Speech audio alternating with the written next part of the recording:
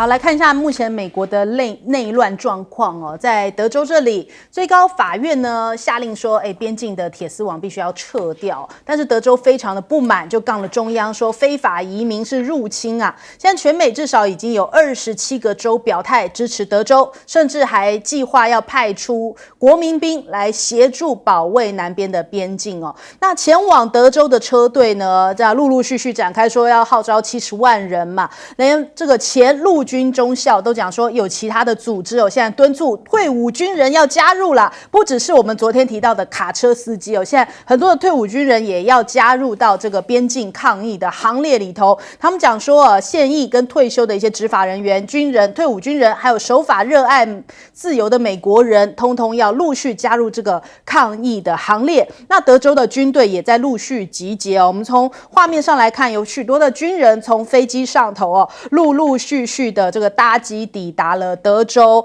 然后甚至军人们开始大批的集结在铁丝网前，正在进行一些备战的措施哦。所以人家真的很担心，看到了这样的军队集结，甚至是退伍军人也陆续抵达了这个德州，是不是也反映出来美国真的很有可能会发生内乱的情况？那现在拜登就讲说要釜底抽薪哦，他们说要把这个德州的国民兵收归联邦吗？那德州州长就警告，就说你如果敢这样子做的话，就是在向非法移民开放边境，也是你会犯下的最大错误。这恐怕如果真的这么做，也真的是会得罪共和党的一些选民哦。那我们看到德克萨斯州的警卫也在跟这个联邦调查局哦发生争议的时候，高举这个有种拿走的这个旗帜哦，这个旗帜显示在这个冈萨雷斯这个旗帜哦，飘扬在奥斯汀总部的下方。就本来他们的旗帜下方，现在挂上这个旗帜。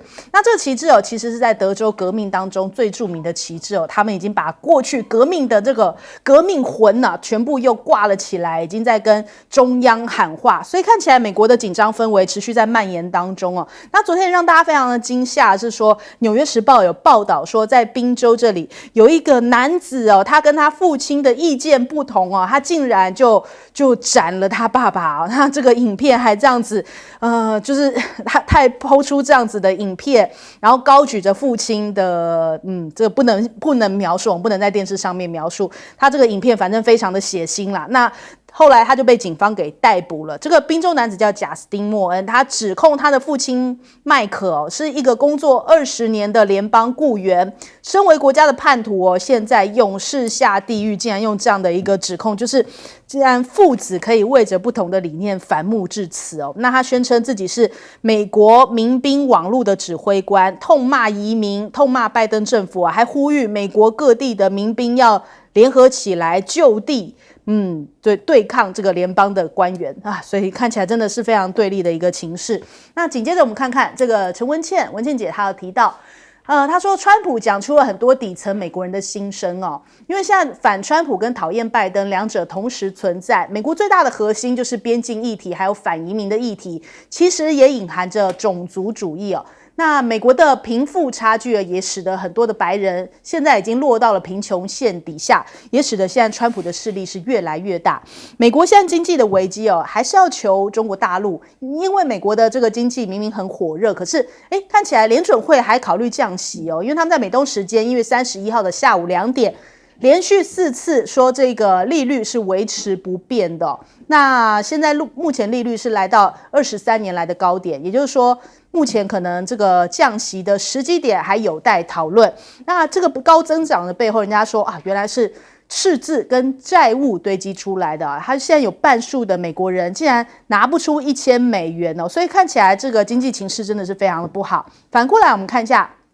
CES 展每年的年初在展开，那大家讲说现在不是中美的贸易战、科技战打得很凶嘛？结果没想到在里头这些展场里面的主要位置有1/4是来自中国大陆的品牌。这次参展厂商大概是4300多家，那中国大陆的厂商就有1100多家，这个数字比起去年还增加了600多家所以换句话说，这个中国大陆现在变成比较愿意砸出这个行销成本的一个主要厂商。方哦。那所以美国当然还是不能够断掉跟中国大陆这个贸易往来啊，对于很多的企业来说是不能这样子做的。那中国大陆在汽车方面，现在也变成了2023全球最大的乘用车的出口国。那他们去年这个总出口量已经到了414万部，超过日本只有397.8万部。换句话说，就是超越了日本。本来大家觉得说日本的地位很难撼动哦，那说啊中国紧追在后，没想到这么快速，在2023年就已经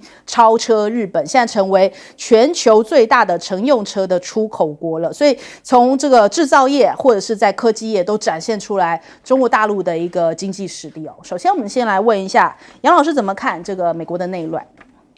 美国现在这个会不会面临到内乱？当然，这个叫政党内乱，或者叫民主内战啊。那各位，事实的数据是如此。在拜登执政的时候，2021年非法移民从南部边境墨西哥这个德州、新墨西哥、Arizona 跟加州这4个州的边境进来的非法移民的数字173万人。2022年237万人，去年2023年350万人以上，最多的是去年2023年5月，每天8000人，就这样进来了，还没被拦下来的，没有办法进来的还不算，哦，然后呢，就开始特别在南方各州，尤其是共和党掌控的这些红州，很大一块社会福利的这些影响就会被分掉，因为你要安置，你的费用哪里来？哦，很多加州的朋友，我们在加州的朋友就告诉我们，其实加州的这些社福费用啊，也面临到很大的这个影响，因为加州政府是民主党采取的比较宽容的这个作为，所以有68%根据最近的民调，美国人是反对拜登的移民政策，认为他失败了。而这里面更深层的是什么？更深层的是，现在美国的白人大概占美国人口58%，不算西班牙裔Hispanic， 他们说到2040年将会降到50%以下，就比少数族裔加起来还要少。所以作为这样子的一种发展，那越来越多没有工作技能的这个移民非法移民，那进来之后其实就大概都不会太回去了啦。然后呢，分掉了社福的预算，而且造成整个美国人口的这个结构的变动很快哦。我觉得如果照这个速度的话，2040年以前就会达成了。因此，这都是拜登上来比较宽松的以及在边境上比较宽松的这些移民政策。这移民当然也知道，拜登现在还是总统，万一明年这个川普上来了，因为那个围墙是川普盖的，所以赶快趁现在。所以我觉得今年会越来越多。那这个问题了，就给川普一大支柱。2016年川普怎么当选？他就说是因为在中西部的底层白人、外国的这个工厂、外国企业经济抢走我们的工作机会，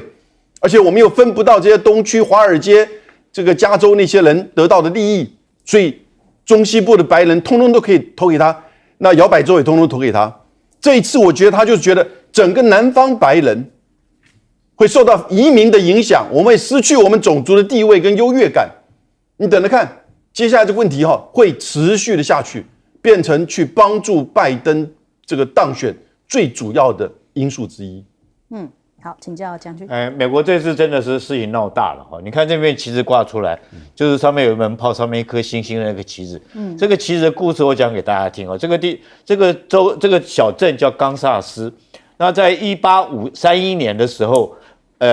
美国的移民那时候整个德州还是属于墨西哥的领土的一个州，然后美国移民到这个地方来，到这边来有一个小镇叫冈萨斯。那到这边来，因为我就到了这个墨西哥的国土里面嘛。然后那时候大家不要忘了，我们经常在这个西部片里面看到有这个印第安人跟他们之间打仗，对不对？打印第安人，就印第安人会去骚扰这个小镇的居民，冈萨斯的居民。所以墨西哥政府就给他们一门大炮，借给他们一门大炮来对抗墨西哥人。但是事隔4年之后，到1835年的时候，这个墨西哥军队要把这门大炮收回来。他认为说你美国你们这些移民在这边，那个还不是美国，你们这些移民在这边作乱，我要把你大炮收回来。就他们这冈萨斯州的老百姓就不还，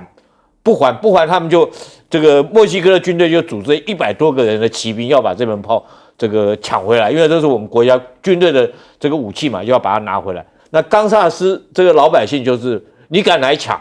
我就不还你。那我们来打打看。然后一方面拖延军队，一方面就跟周边的这些邻居啊，跟他们都是移民一样，叫他就一群过来了，大概100多个人，就跟墨西哥军队打了一仗，然后就为了抢这门炮。那抢这门炮，结果是墨西哥军队打败了。当然这场战争无关影响，但是经过美国媒体的渲染之后，我们讲说革命其实不应该是革命的，就是这些移民脱离墨西哥政府宣布独立的第一场战争，他们定义在这边，所以你看这个旗子上面是一门炮，然后上面写的有种来拿，就是有种来你就来给我抢回这门炮。那现在把这门炮放出来，这个旗子挂出来，那是不是代表德州又要恢复冈萨斯那个时候的那种情景一样？有种你就过来拿，他是跟谁呛虾呢？就是跟拜登呛虾，有种你就过来。对不对？如果说你不符合我们，你今天硬是要让移民进来的话，我不让。如果说你要违反政策，我就不让你进来。第二个，我特别要讲哈，大家看一下这张照片哈，就是这个德州军人来讲，从飞机上下来这张照片，我特别仔细研究一下。我跟各位说哈，这德州真的是在动员国民兵的，因为这架飞机不是美军的运输机。你看它为什么呢？因为它只有一个螺旋桨，从屁股后面下来的。这种叫做 C-27的运输机，美国最小的军用飞机叫做 C-132，跟我们国军一样。你看它只有一个螺旋桨，它一边只有一个螺旋桨。这个一般来讲就是国民兵，就地方政府的军队在使用的运输机比较多。而且你看它这个下来军人虽然说穿着军服，但是他们呢有的没戴钢盔，它就是比较散漫的样子，不像说是美军正规军的那种感觉。所以我觉得说德州这边，我们可能在影片里面看出来。美国真的是德州这边国民兵确实是向这个地方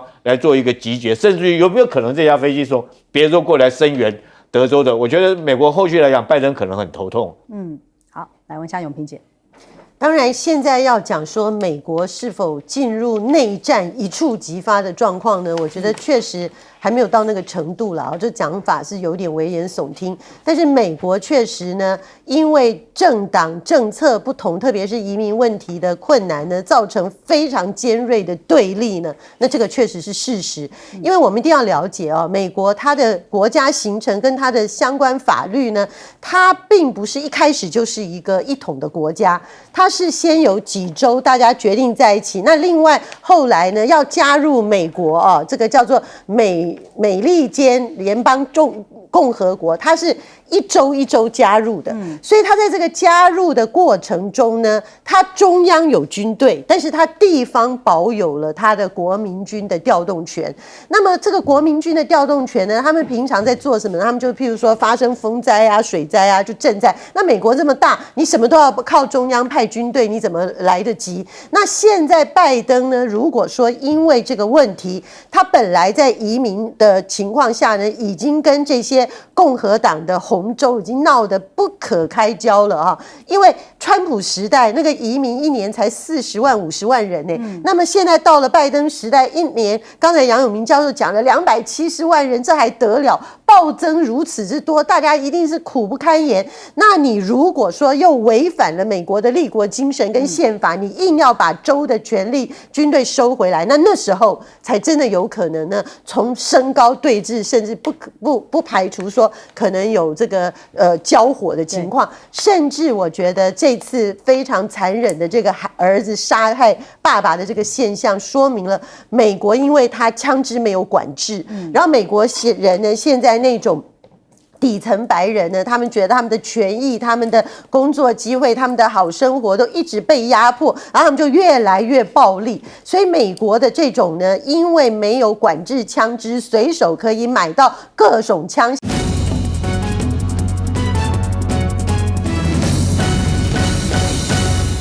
好，欢迎回来，新闻大白话。我们来关注一下，现在民进党不断在说这个中国威胁论哦，才刚取消了 M503的航线，那现在中国大陆又派出了22架的战机。然后其中11架是越过了海峡中线哦，包含了歼10、运8，再加上一些无人机哦，这个都穿越了海峡中线，所以看到很多这个绿营的媒体啊，都开始在讲说，哦，这是在威胁，这个是一种对台湾的一个武吓这样的一个动作。那民航局就讲说，这个后果中国大陆要承担，应该要赶紧协商啊，你这个 M503的改变已经升高了区域的风险哦。国防部也讲说，希望能够停止片面改变区域稳定，因为现在我们这个国军哦，在春节要加强战备操演，其实现在还有特别模拟说解放军执行联合战备警巡期间呢，就从本来的演习突然变成了突袭这样的一个方式。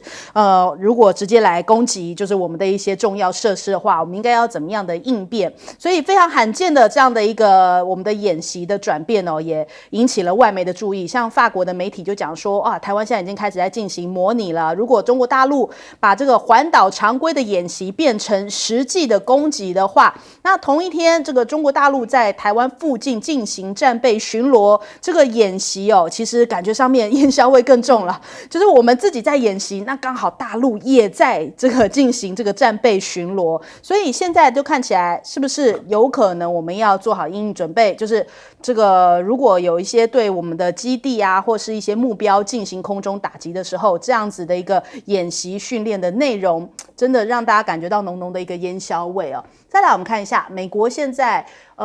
这个造了上千海上攻击无人艇这个蜂群战术啊，他们说呢，像五角大厦向无人机的开发商要求要开发高速拦截敌方船只的小型自主攻击艇，就是无人艇这种概念啦。那未来要运用在的就是西太平洋跟台湾海峡，就要部署这一类的船艇哦。白宫也提到啦，这个苏利文说，现在台海危机哦是中美最大的风险，那就是因为这个如果台海爆发了危机的话，美国必须要透过强力的外交跟吓阻来对应哦。苏利文也警告中国大陆说，如果持续在台海这边挑衅的话，将会跟盟友还有合作的伙伴予以反击。波顿也来讲话啦，他说，这个还不光是如此呢，如果川普今年选上重返白宫的话，搞不好会让这个风险再度升温哦。他讲说啊，川普自私自利啊，还说川普会惩罚和报复自己的敌人，甚至姑息对手，比方像是俄罗斯跟中国。如果川普重返白宫的话，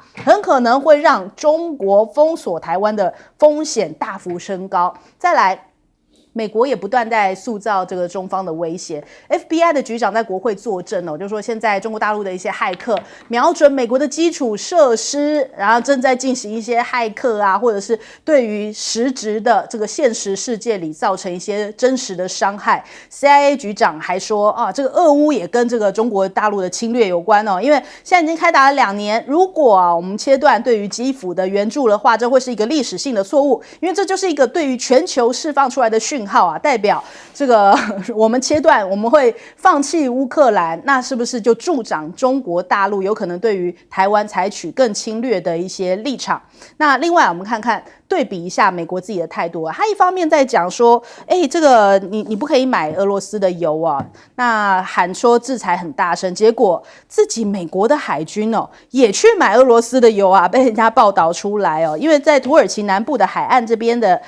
就被人家发现说，怎么有莫斯科的石化能源销售的中转站？然后美国的议员就讲说，这个客户竟然还包含了美国海军，这是怎么回事啊？我们一直在讲说，不可以用俄罗斯的油，结果美国自己是买家，真是有一点讽刺。这个首先我们来问一下杨老师怎么看这个民进党炒作中国威胁论？我觉得其实现在两岸的情况哈，绿院长选出来了，但是呢，立法院进入到战国时期，那你就会看到就是说各种这种反中抗中保台啊，在民进党这边就会开始声嚣尘上。那很多的法案如果没办法过，那都是要去见国台办的韩国瑜所造成的这样子的一种氛围哈，会使得台湾的内部这种民粹会高涨，然后呢，会使得赖清德他就有一个下台阶，说他不可能去再对这个两岸议题上做任何的让步，因为民意就是如此，而我的胜选就是民主战胜专制，所以台湾内部的政治的这种动荡啊，可能会造成台海的危险的一个引爆因素。而两岸的这种关系，像现在这个 M503 航线，讲句实在话，其实它就是我不再让利了，我不再克制了，对不对？我也没有侵犯到你，那你说我是政治操作啊？其实我们已经太习惯了，对方你就是要让，你就是要退，你就是要对我们怎么样，给我们优惠。接下来527项的优惠关税会不会逐步的取消？那两岸关系也会变得更紧绷。这个时候，中美关系的变化，一方面虽然是在选举，但是你看 FBI、CIA 为什么？因为他都到国会，国会有那种民粹反中的非常强的情绪，哦，然后呢，川普去跟他比反中，你永远比不过，也不确定他上台之后会怎么样。所以我是觉得，像这个上千个无人机哈，这是因为在整个西太平洋，美国叫印太地区的海军的军力比较，其实美国显然居于弱势。你就算加上日本的4艘这个航空母舰、直升机、载具舰，还是说菲律宾的9个这个新的基地啊，新的加旧的加起来，你没有办法跟大陆比。美国整个全球240艘这个43架43艘这个军舰。但中国大陆是422艘啊，它排第2，在整体的排名里面，我们看到最新美国智库的出来，只差4分，3艘航空母舰，但是呢，有8艘动75的2栖攻击舰，美国大概只有3艘吧，是不是？华盛顿级的，然后呢，更不要说动55的8+2 10艘，那动52D 的那更多了哦。所以你在这个区域哦，我们讲第1岛链、第2岛链范围之内，再加上这些飞弹。美国能怎么办？所以昨天美国的第7舰队就公布了一个讯息，新到这边来的罗斯福号跟卡尔文森号就跟日本的伊势号就开始在菲律宾海很大了，其实是日本的南端做军事演习，对不对？我觉得其实这个同时昨天又公布了韩国、澳洲、日本、印度、美国5个国家开始在做反潜演习，他把这些动作都加在一起，他把这些盟国加在一起 ，so what？那怎么办？赶快来上千个这种所谓无人舰，那你的这些舰开出来说，我炸你的这个就是这个传动系统，让你动不了。我觉得其实他已经在思考这种如果发生战争的时候啊，怎么去面对。美国在这边的整个印太区域的这个军事正不断的在扩大当中，而会不会擦枪走火而造成台海的危机，大家要思考一下。好，请教将军。这个拜登的上千无人机海，这根本就是科幻的电影情节。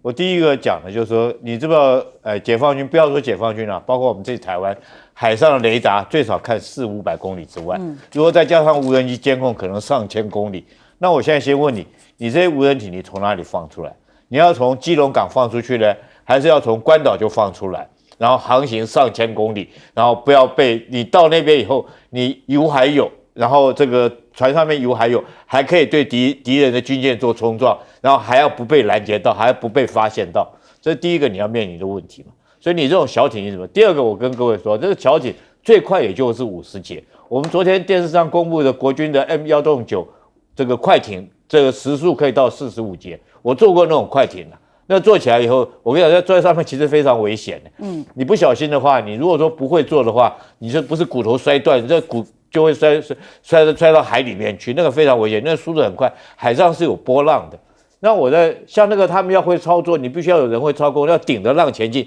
你如果歪着浪的话，你就被浪打翻了。我们有时候在海上的话，就必须要海龙蛙兵，他们会操作那种快艇。你这种无人艇在海上，你怎么去控制它？尤其是如果说你要对敌人的军舰攻击，可能你在最起码上百公里之外，你就要放出去。你碰到海上风浪大一点的话，你不会打翻才怪了。然后你是不是刚好形成敌人练枪的靶子，在那边打？你说这个时速50节，大概就是最多好了，给你时速100公里好了，500公里之外看到你，这5个小时你才过得来。你到我这面前的时候，你还有没有油？还有个问题。所以这个东西纯粹就是美国去打俄罗斯还可以。也要说弄中国来讲的话，我们不能说依靠这种美国那种科幻小说式的武器，就想要来保卫我们台湾，我们绝对不接受。另外 M563航线这件事情，我要说的是民进党自己打脸自己被自己的回旋镖打到。2015年的时候，那时候我的朋友在这个我们同学在国防部里面，国防部你现在来什么好什么谴责？你干嘛去帮民进党擦脂抹粉讲这种话？人家那时候2015年是马英九执政，那个时候因为大陆他们当局说我们有一条航线实在是太拥塞，那条航线叫 A470航线，因为太拥塞，所以我们要这个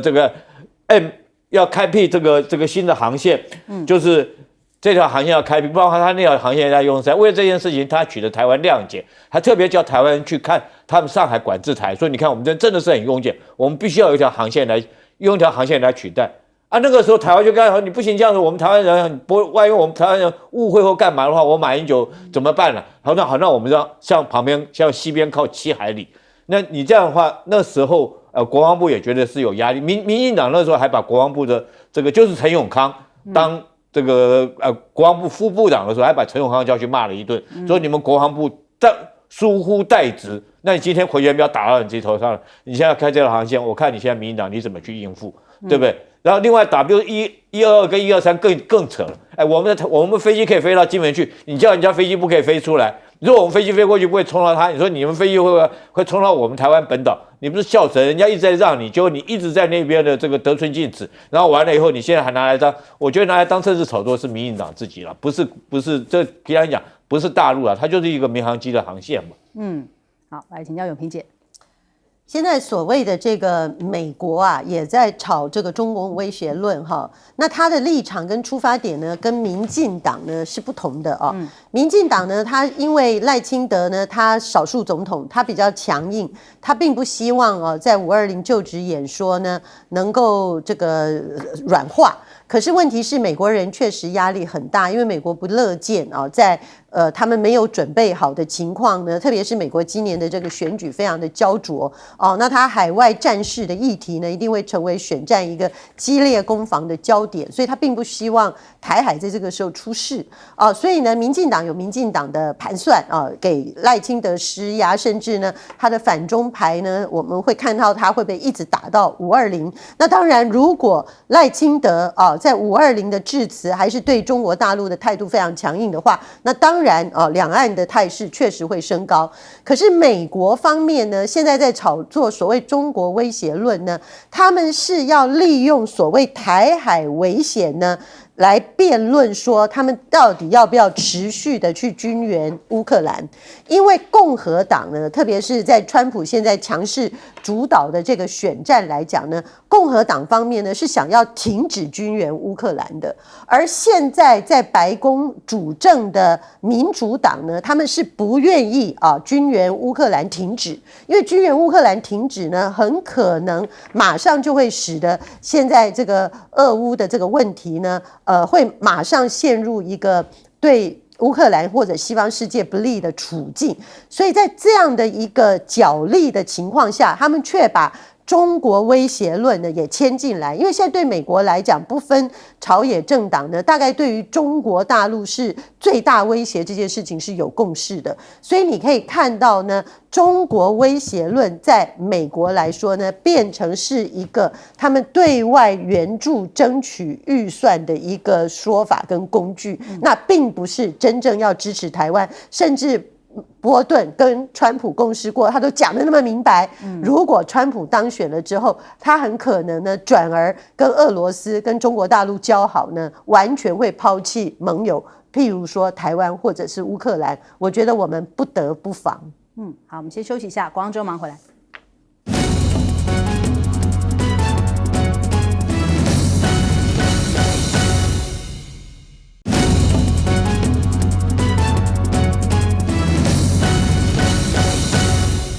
欢迎收看《新闻大白话》，我是主持人翟轩，马上欢迎一下这个阶段加入我们讨论来宾：前台北市副市长李永平，翟轩好，大家好；前国安会副秘书长杨永明，翟轩好，大家好；还有退役少将厉正杰。翟轩好，各位观众大家好。好，我们立刻来看看刚刚这个韩国瑜在第2轮投票的时候顺利当选了立法院长的角色，也从老柯的手上拿下了这个立法院长的证书所以大家很开心的围绕着他一起照相合影那韩国瑜也喊出来，当选立法院长深知责任重大，也喊出来不要斗争，需要多鞭策人民期待是焕然一新，实质上扎扎实实创造人民幸福府的立法院，不是斗争，所以未来法案要一起携手前行哦。甚至他也是喊话游锡堃，但是没想到游锡堃就已经先宣布辞职了哟，所以就是慢了一步。他本来是说要一起携手前行，但是游锡堃就先这个可能他就已经递出了他的这个辞呈，在他的脸书上头也 po 出了那一张贴文哦。那其实，在今天上午的时候，在立院门口投票之前，就看到国民党啊气势如虹，一起在高唱"我们都是一家人"。我们来听一听。在那路啊，从前时候是一家人，现在还是一家人，手牵着手，肩并着肩，轻轻地唱出我们的歌声，团结起来，相亲相爱，因为我们都是一家人。好，我们刚刚看到的版本哦，是高金素梅在她的脸书上面 po 出来，是广角镜头的，所以其实早就是不是已经大家信心十足，看到了民众党说他们会支持他们自己推出来的人选代表，蓝营心中也比较笃定，应该会是韩国瑜当选的这个结果。那其实，在今天在红毯上面有一些花絮哦，我们知道这个谢龙介拿着一把伞，说一生监督一个人啊，跟赖清德的这个照片哦。放在上头，他进到场内的时候还拿给这个韩国瑜啊，就说这个让他看一看，然后韩国瑜就说：“秃子打伞会怎样？”他这个妙语如珠哦，这个谢龙介就讲说，秃子打伞就是无法无天呐、所以接下来韩国瑜可能要带着无法无天的气势，在这个立院这边来进行监督哦。那我们看看柯建铭就现在开始，是不是黑韩的这种序幕已经展开了？他说韩国瑜当选立法院长，他过去曾经有去中联办的记录啊，这是国安风险哦。郑运鹏也喊话，他说：“这民众党你们要想好保送韩国瑜的代价。”他说韩国瑜不论是个人涵养或是过去立院的表现，都不足以担任国会的门面，甚至台派也在外头集结啊，所以看得出来很热闹。有韩国瑜在的地方哦，有这个挺他的声音跟这个反他的声音哦，总是很热闹的一个聚焦的一个地点。所以他们就讲说，韩国瑜当院长啊，什么不要跪着走的这个立法院长，感觉开始在黑韩了。王义川也说，韩国瑜如果当院长哦，搞不好什么事情都做出来，恐怕会带立院去国台办啊。从选前就开始打韩。但显然无效嘛。那这个我们看在这场选举里面，1月13号投票之前，其实民进党就已经拉开一个这种论调，就是说啊，要保送王义川呐，我们要用王义川来打韩国瑜啊，然后什么，反正就是不能让韩国瑜进立法院哦。可是问题是，韩国瑜就排在不分区第一，怎么可能不进立法院？那我们看到有民意啊，这个沈正南他也在讲，他们说你们自己现在苦果要自己吞了，你们被民进党羞辱的韩国瑜要当院长啦，那你们这个绿营不断羞辱践踏人格的人，现在当上院长了。民进党你们过去标榜多元、开放、包容，如今韩国瑜当立法院长，你吞不下去也得吞下去啊！你们自己要把这个调子拉得那么高，就必须自己吞这个苦果。郑丽文也有提到，他说其实韩国瑜跟一般政治人物不太一样，他有他特殊的这种特质，就是他身段很软，但是又让你感觉他不像是有求于人，但是面对到如果民进党未来无理的杯葛，不知道这样的身段有没有效，还是说他们反而会刻意的要冲着韩国瑜要来蹭声量，或是刻意的这种针对韩国瑜的一些动作，这是大家比较不乐见的。那我们看看这个柯建铭，未来还可以继续叱咤立院嘛？因为大家都说柯建铭是侨王嘛，只是说现在这个角色还是有这么厉害吗？首先我们先看一下这个幕后战斧飞弹来袭，讲的是这个傅崐萁。那民进党后方空虚，万年总召恐怕要拖着断臂党团来护驾赖清德。他说就算傅崐萁只是虚张声势民进党都已经胆战心惊。问题不在花莲王有多可怕，而是民进党虚了。现在除了一个老柯，不少培养已久的中壮世代其实在这次立委选举的伤亡非常的惨重。现在党团的战力有如断臂啊，除了论述型、战力型的立委短缺，民进党在外交国防委员会的立委啊，更是只剩王定宇一人，几乎是全军覆没。那赖清德在选举期间提出来的国家希望工程一系列相关的政策，其实都需要立法院的支持。民进党团有没有能力来护驾赖清德，恐怕这是很大的一个变数哦。那人家在讲说柯建铭到底是真的厉害还是假的厉害啊？我们看他过去的时期，在陈水扁时期，因为他跟王金平的交情很好，所以可以有这样子两个桥来桥去哦。到了马英九时期，他完全执政，那也是继续跟王金平桥。可是到了蔡英文时期的时候呢，现在也没有什么王金平的角色。可是因为立院就是民进党完全执政过半，所以没有过不了的法案啊。只要蔡英文的意志，就必须得完全执行。好像也凸显不出柯建铭到底厉害在哪里。所以真的是那么厉害，还是如何？就接下来有待分晓哦。刚刚有最新消息进来，目前这个副院长的这个投票已经结束，已经提早开票，因为原定在今天下午的4点钟才会开票，但是刚刚已经进行拆封条，现在开始要进行计票，所以我们会节目当中随时有最新的消息，有最新结果，我们马上会插播进来哦。但是现在民众党会投给谁？他们刚刚是故弄玄虚啊，他们说拭目以待，所以我们等一下看看到底副院长会是谁。首先，我们先来问一下永平姐。副院长现在正在开票哈，当然我们按照上午的这样的发展呢，当然期待跟韩国瑜搭配的江启臣呢，应该可以顺利的当选副院长。不过上午的几个看点哈，第一个我觉得最大的关键呢，当然是民众党哦，因为民众党其实昨天就已经宣布了他们的做法，那么今天呢，大家就看说，那他们这个做法呢，是不是能贯彻到底哦？那么除了蛮意外的，就是陈昭姿自己承认呢，他有个印尼按错的这种类似跑票行径啊，不过党团呢也很快就帮他开脱了，说不会党纪处分啊。但不管怎么样呢，没有意外的是，他们第一轮投完呢，没有人过半，要进入第二轮的时候呢，民众党的人就全部退席了。后来他们就干脆去吃饭，现在副院长也就不进来了。所以当副院长有进来，院长有进来，但是副院长的下午他们就没有进来。刚刚有看他们进来投票，有进场投吗？对对对，他们是院长的第2轮没有进场啊，院长的第2轮没进场。哦，不好意思，我看的是可能是早一点的消息，本来以为他们副院长就放弃了。但不管如何呢，我觉得民众党呢，如果说他们没有其他的变化呢，那照说今天的院长跟副院长应该都是由国民党的人当选，好，这第一点。那第二个看点当然是外界这个传的好像有风有雨的国民党跑票哦，而且还有了那个跑票几步骤，跑票几可能，跑票几人这种说法，就没想到国民党呢也确实啊，在朱立伦呢强力祭出党纪的情况下面呢，没有任何一个人跑票。那我觉得这个对国民党现在需要赶快团结，在强化士气来讲呢，也是一个蛮重要的胜利啊。那么另外对于民进党来讲呢，我觉得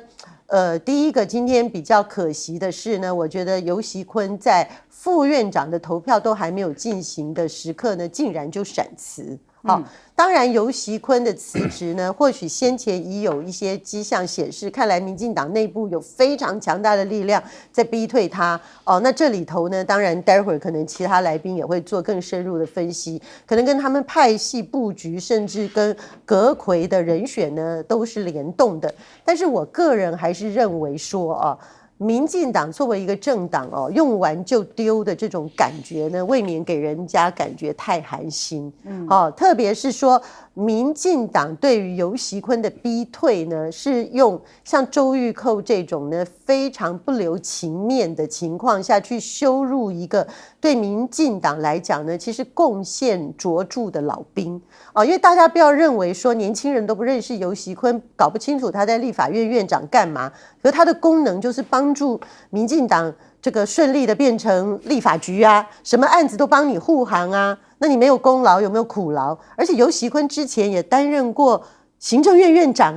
他在民进党内还在非常艰困的时候呢，民进党一征召他去选一个不会赢的新北市长，他仍然老骥伏枥，帮你都披挂上阵的这样的一个人。今天你这么残忍的在各种状况射多少箭，就是要给他逼退。好，连他下台呢也不给他一个好的身影，甚至呢也没有摆一个态势呢，大家是不是鲜花慰问一下，或者是说给他一个什么毕业典礼啊？我觉得这整个过程呢，给人家感觉蛮残酷的感受。那我觉得对民进党来讲呢，很多的老人可能会觉得相当的心寒。所以其实在选前就已经不断在黑科的这个绿营来说的话，黑韩的绿营来说的话，现在要面临到韩国瑜当院长，那接下来这个副院长的角色也是至关的重要因为到底会不会这个韩国瑜选讲的这个双进双出，他跟这个江启臣，如果江启臣没有当选副院长的话，会不会还有后续的变数呢？这变成大家另外一个关注点。紧接着我们来问一下杨老师，杨老师怎么看今天这个院长的选举？今天院长选举，我觉得大家其实上午开票的时候，最关键的是陈昭姿的票做废票。各位看了那个票嘛，哈，圈圈很清楚，盖的是黄珊珊，隔了一格，中间那格刚好是游锡堃，然后旁边陈金辉很大的一个印子按上去。台湾的朋友们，你都投过票吗？来看一下我的动作哈。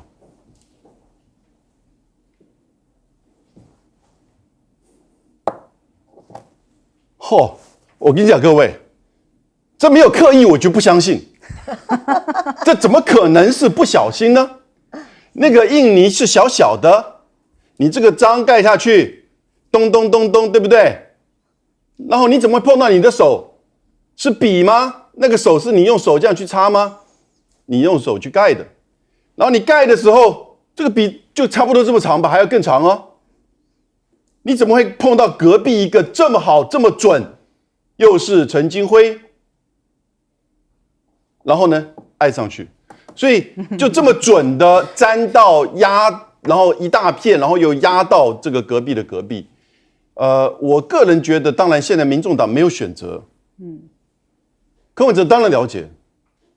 这民进党或者是老柯给他设了一个绊子。要一开始就让你民众党气势不振，我个人不觉得陈昭姿跟黄珊珊有什么个人恩怨呢。基本上因为什么？很简单嘛，2028谁会是赖清德最大的挑战者？他们现在认为就是柯文哲，怎么会制造就是说媒体的抢镜头的？光是这个立法院这个院长选举，他都能够操作成这个样子，只有8票，对不对？所以呢，他要从一开始就给你弄绊子，那让你士气不振，那陈昭姿为什么做这个事情？其实这个事情出来的时候，我们所有的人都认为这个一定是陈昭姿，果然是如此，对不对？他有这么好的这么大一片，能盖章按印泥的时候能按到，然后盖上去的时候才这么准的盖到，我做不到，不可能，这不可能是，你试试看。这不可能是意外，他不会是手放在上面，然后这样子对好这样。因为这么长的一个笔，你怎么可能是这样？你又不是一个小小的印章这样子盖的，对不对？所以他在考验我们的智慧，以为大家没有去投过票，那是一个小小的印章，也许你可能会沾到，对不对？但是呢，现在江启臣开始要开票了，顺利当选了吧？但是呢，我必须要讲外面场外人说。民众党就是保送韩国瑜，这是不对的。你选票就比他少嘛，民进党。那如果民众党自己8票都投自己，中间有一个跑票，其实关键那就是谁票多谁上嘛。你怎么说是保送韩国瑜呢？那你如果够力的话，你自己民进党如果是多数，你就是一定你嘛。那保送游锡堃是不是？那至于院长我觉得其实柯建铭讲的刚好相反。立院战场序幕已经拉开，这对韩国瑜当议长是国安风险，错，民进党的当议长才是国安风险，少数又当立法院的院长，你觉得对岸会怎么看这个问题？对不对？他完全搞不清楚。当然，院长现在是在主持会议议程，以后的关键我看还是柯建铭、傅昆萁以及就是这个民众党的。好，我们看现在目前呢、这个副院长的开票结果，刚刚已经看到江启臣起来跟大家这个握拳恭喜的这种动作，因为江启臣是开出了54票，也就是说国民党全数投给他。那民众党现在答案也揭晓了，就他们并没有宣布自推人选，但是现在目前看起来他们的副院长人选是张启凯哦，所以这一次没有跑票，8票的民众党全部都是投给了张启凯。那画面上我们看到现在这个绿营啊持续的这个开票当中是投给了蔡启昌，所以目前这个江启臣54票是稳稳的获得了这个54票，那是不是这个第一阶段就应该已经算是这个已经笃定当选了呢？这紧接着我们来问一下这个将军。我觉得今天最大的惊喜就是没有惊喜，一切居然就像平平顺顺如正常的这种政治的程序走完全程。我必须说，韩国瑜这次当选立法院院长，果然是百年难得一见的政治奇才。从我们回想他当初从在这个当高雄市长，在一片绿油油的高雄市，可以高票当选高雄市长，但是之后又因为竞选总统，然后被罢免了市长。结果没想到他人气隔了4年之后依然如此的旺盛，然后在整个选举期间，到各个国民党的立法委员都争相邀请他来站台，也因为他的人气，然后带领的这些立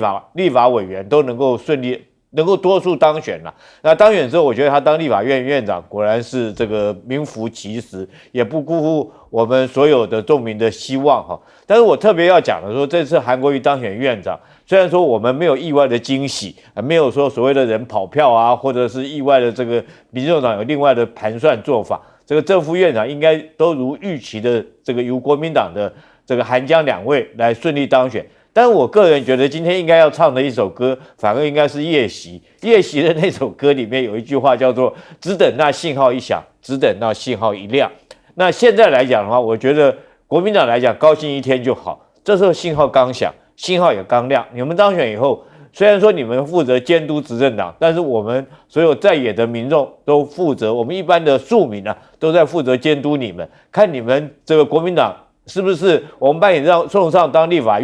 进当立法院的院长之后，你是不是能够如我们所愿的，在立法院里面扮演好一个这个打击贪腐，然后监督执政党的角色？尤其是说在选前的时候，大家殷殷期盼的，你提出来的这个各项的改革口号，包括到民众党也是一样。我们看你这国会的改革方案是不是可以落实可行？有关于这个蔡英文的论文的弊案。或者是说，这个高端疫苗，或者是潜舰国造，这些弊端、这些黑幕，是不是能够把它揭发出来？我觉得另外还有一个很重要的，就是你们进了立法院以后，国会里面的人事权，包括 NCC 主管的人事任用案，现在来讲，我们台湾来讲，确实是，在这种重重黑幕之下，我们没办法正常的发表我们自己的言论，发表我们自己的想法，这言论受到钳制。当然，现在来讲的话，这个人民把你们这些委员送进了立法院，那各个立法委员也把韩国瑜跟江启臣还有傅昆萁送进了，当上了这个立法院里面的院长、副院长还有总召。那现在来讲，我们希望韩国瑜跟傅昆萁2个人就像是这个螃蟹的2把鳌夹一样，对不对？一个在左，一个在右，一个在台上，一个在台下，能够确实发挥起监督执政党的力量，让这个赖清德。如我们预期的预料，只当到韩一届就下台。好，所以现在目前这个副院长的第1轮开票已经出来了。江启臣是获得了54票，所有的国民党全部都没有跑票。那绿营的话是51票投给了蔡其昌，另外民众党同样是8票投给了自己推派出来的张启凯。所以现在的关键就是要进行到了第2轮，第2轮是不是民众党仍旧会像这个院长选举一般不进场投票？所以就要看这个民众党接下来怎么样宣布。我们先进一下广告，稍后马上回来。